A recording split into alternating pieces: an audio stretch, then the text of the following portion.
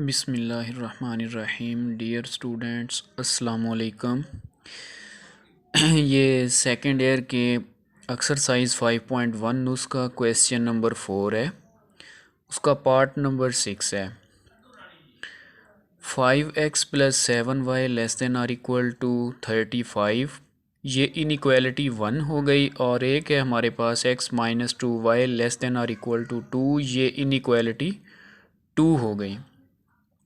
साथ में कल वाले क्वेश्चन की तरह ये उन्होंने कंडीशन दी हुई है कि x > 0। ये कोई इनइक्वालिटी नहीं है, बल्कि ये चीज़ ये शो कर रही है कि ग्राफ में आप लोगों ने जो शेडेड हिस्सा बनाना है ना, वो सेकंड और थर्ड क्वाड्रेंट में नहीं जाना चाहिए, क्योंकि सेकंड और थर्ड में x माइनस में होता है। x > 0 का मतलब है कि सेकंड और थर्ड में ये नहीं होना चाहिए, ठीक है। एंड आज एक नई चीज़ है, साथ में उन्होंने कहा है कि जो हिस्सा शेडेड हो जाएगा ना, उसके कॉर्नर पॉइंट्स भी आप लोगों ने क्या करने हैं, फाइंड करने हैं। बिल्कुल आसान क्वेश्चन है, जस्ट एक स्टेप का इजाफा होता है, बाकी बिल्कुल सिंपल है।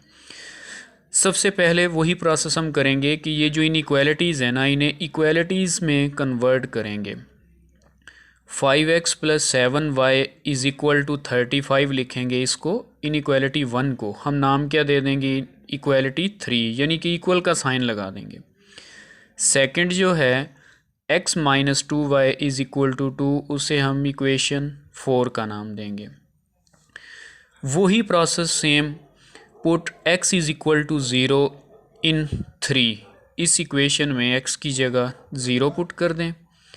x की जगह जब हम 0 पुट करेंगे तो हमारे पास y की वैल्यू क्या निकल आती है, 5 निकल आती है। तो ये हमारे पास हो गया, x हमने 0 पुट किया, y 5 निकला। 0 वाओ 5, ये एक पॉइंट आ गया हमारे पास इस इक्वेशन का। फिर हमने इसी इक्वेशन में y को 0 पुट करना है, किस में, इक्वेशन 3 में। जब y को 0 पुट करेंगे तो हमारे पास x की वैल्यू क्या निकलती है, 7 निकलती है। तो ये 7 वाओ 0, x 7 निकल आया, 0 y हमने 0 पुट किया था, एक पॉइंट ये आ गया। फिर हम इसी इक्वेशन को साथ में ही चेक भी कर लेते हैं। चेक करने के लिए हमने इक्वल वाले साइन वाली इक्वेशन नहीं लेनी, बल्कि इनइक्वालिटी को लेना है, ताकि हमें ट्रू या फॉल का पता चल सके। लेकिन हमने पुट क्या करना है, x को भी 0 पुट करना है और y को भी 0 पुट करना है इन इक्वेशन 1। तो जब दोनों की जगह पे 0 पुट करेंगे, <= 35, 0 <= 35, ये हमारे पास ट्रू है, क्योंकि 0 जो है वो वाकई 35 से लेस है। इक्वेशन 4 के साथ भी यही प्रोसेस करेंगे। पहले हम पुट करेंगे x = 0 इन 4। 0 - 2y = 2, y = आ जाएगा हमारे पास -1, मतलब 0 वाओ -1, एक पॉइंट आ गया इस लाइन का। इस लाइन के ये 2 पॉइंट्स थे। अब हम इसी इक्वेशन में x 0 पुट कर चुके हैं, अब y 0 पुट करेंगे। y 0 पुट करते हैं तो x = हमारे पास आता है 2, मतलब कि 2 वाओ 0। उसके बाद चेक करते हैं। चेक करने के लिए हम इस इक्वेशन को नहीं लेंगे 4 को, बल्कि इसकी जो इनइक्वालिटी फॉर्म थी ना हमारे पास, इक्वेशन 2 जो थी इनइक्वालिटी वाली, ये वहाँ पर x और y दोनों 0 पुट करेंगे। तो जब दोनों 0 पुट करते हैं तो हमारे पास क्या होता है, 0 <= 2।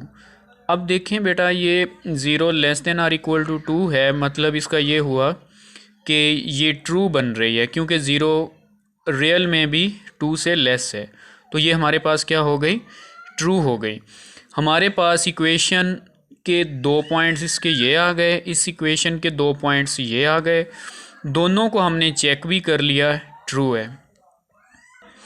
अब ये ग्राफ हमने ड्रा किया है। सबसे पहले x एक्सिस को ड्रा करेंगे, फिर y एक्सिस को ड्रा करेंगे, x -x, y और -y। जो फर्स्ट लाइन है हमारे पास 5x + 7y = 35, उसके हमारे पास पॉइंट्स थे, एक तो 0 वाओ 5 था और एक 7 वाओ 0। ये पॉइंट्स यहाँ शो किए हमने। ड्रा करने के बाद इनको एक ही लाइन से ऐसे मिला दिया। उसके बाद हमने इस तरह करना है कि जो दूसरी लाइन थी उसके हमारे पास दो पॉइंट्स थे, एक था ज़ीरो व -1। देखें ज़ीरो व -1 वाई जो है वाई की वैल्यू -1 यहाँ पे आएगी ना, और एक पॉइंट निकला था 2 व 0, वो यहाँ पे आ गया। इस लाइन को हमने ड्रा कर दिया, ऐसे बढ़ा दिया आगे की तरफ। ये हमारे पास सेकंड इक्वेशन हमने जो ड्रा कर दी लाइन। अब शेडेड एरिया की बात करनी है हमने। शेडेड एरिया में हम क्या काम करते हैं, देखें कि दोनों ट्रू हैं। अब ये लाइन जो है सेकंड, ये भी ट्रू बनती है, तो ओरिजिन इसके ऊपर बन रहा है, तो मतलब ये शेडेड एरिया इस साइड को जाएगा।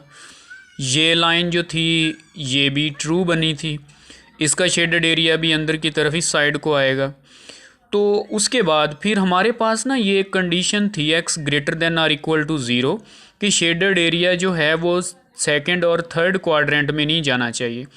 हालांकि ये शेडेड एरिया ये सारा बनना था यहाँ तक ना, ये सारा कॉमन, लेकिन x greater than or equal to 0 होने की वजह से ये कंडीशन उन्होंने जो रखी है, तो हम सेकंड और थर्ड में नहीं आएंगे, जस्ट इस हिस्से में ये हिस्सा हमने शेड कर दिया। ये चीज़ भी हमने प्रूव कर ली। अब बात रह गई, उन्होंने ये कहा है कि find corner points. Shaded area को जो जो पॉइंट्स टच कर रहे हैं ना, हमने उनके नाम रखने हैं और उनको हमने शेड करना है, फाइंड करना है। अब देखें शेडेड एरिया एक तो इस पॉइंट को टच कर रहा है, आप इनको नेम दे दें, ये ए हो गया फॉर एग्जांपल, कोई भी नाम दे सकते हैं। ये तो ओरिजिन हो गया ना ओ, इसको हम बी का नाम दे देते हैं। ये पॉइंट शेडेड एरिया को टच कर रहा है, सी का नाम दे देते हैं। और एक ये नया पॉइंट हमारे पास आ गया जहाँ पर इक्वेशन 1 और 2 एक दूसरे को क्या कर रही हैं, क्रॉस कर रही हैं, वो नया पॉइंट आ गया हमारे पास। अब देखें इस पॉइंट की वैल्यू भी हमें मौजूद है, एक ही 0 व -1 जो कि हमने फाइंड की थी, इसकी भी वैल्यू हमें मौजूद है हमारे पास 0 व 5। ठीक है, जो भी एक्स एक्सेस के ऊपर या वाई एक्सेस के ऊपर पॉइंट्स बन रहे होंगे ना, वो तो हमें मालूम है क्योंकि हमने वैल्यूज़ पुट करके वो फाइंड किए हुए हैं। अब रही बात फाइंड करने की, ये डी पॉइंट जो कि इन दोनों लाइनों को के मिलने से बनता है, जहाँ पर ये दोनों एक दूसरे को इंटरसेक्ट कर रही हैं, तो ये पॉइंट पता हम कैसे फाइंड करेंगे। आप लोग इक्वेशंस को कंपेयर करके हम एक्स और वाई की वैल्यू फाइंड आउट करते आए हैं, ये तकरीबन 8 या 9th क्लास से आप लोग पढ़ते आ रहे हैं। तो ये दो जो लाइनें थी जहाँ पर हमने ग्रेटर देन या लेस देन के साइन ख़त्म करके इक्वल के साइन लगाए थे, उन इक्वेशंस को हमने नाम दिया था 3 और 4 का, जहाँ पर हम एक दफ़ा x 0 पुट करते थे, एक दफ़ा y, फिर ये इक्वेशन 3 और 4। इन दोनों को हमने कंपेयर करना है, इन दोनों को हमने कंपेयर करना है। कंपेयर कैसे करना है कि देखें, अगर हम फॉर एग्जांपल चाहते हैं कि पहले हम x को 0 बना लें, तो इक्वेशन 4 जो है उसे हम 5 से मल्टीप्लाई कर देते हैं, 5 से जब मल्टीप्लाई करेंगे हमारे पास ये आ जाएगा, उसे हम इक्वेशन 5 का नाम दे देते हैं। इक्वेशन 3 माइनस इक्वेशन 5, यानी इसमें से इसे माइनस कर देते हैं, तो हमारे पास जस्ट y की वैल्यू निकल आएगी। y की वैल्यू हम चाहे 3 में पुट कर लें, चाहे 4 में पुट कर लें। पुट करने के बाद ये आगे सॉल्व करने के बाद देखें हमारे पास x की वैल्यू आ गई। ये जो y और x की वैल्यू हमारे पास आई है, ये जो y और x की वैल्यू हमारे पास ये जो आई है, ये आप लोगों ने माइंड में रखना है कि ये कौन से पॉइंट की है, ये डी पॉइंट की वैल्यू है जो कि इन दोनों लाइनों के इंटरसेक्ट करने से बना था, मिलने से बना था। तो अब देखें, फिर हमने नीचे उन्होंने कहा था फाइंड कॉर्नर पॉइंट्स, वो सारे कॉर्नर पॉइंट्स जो कि शेडेड एरिया को टच कर रहे हैं ना, वो सारे हमने लिखने हैं। एक ओरिजिन है 0 व 0, ए पॉइंट है 0 व -1, वो भी टच कर रहा है, बी पॉइंट है 0 व 5, सी पॉइंट है 2 व 0, और एक डी हमने खुद फाइंड किया, उसमें एक्स की वैल्यू को फर्स्ट में लिखेंगे, वाई की जो वैल्यू थी उसे लास्ट में लिखेंगे। और ये देखें कि ये पॉइंट शामिल नहीं होगा बीच में। ये क्यों नहीं शामिल होगा? क्योंकि जो हमने शेडेड एरिया बनाया है ना, उसके अंदर ये पॉइंट उस शेडेड एरिया को टच ही नहीं कर रहा, ये बाहर है पॉइंट, इसलिए ये हमने फाइंड नहीं करना। जो शेडेड एरिया होगा वो जिन पॉइंट्स को टच कर रहा होगा हमने जस्ट वही पॉइंट यहाँ पे लिखने हैं।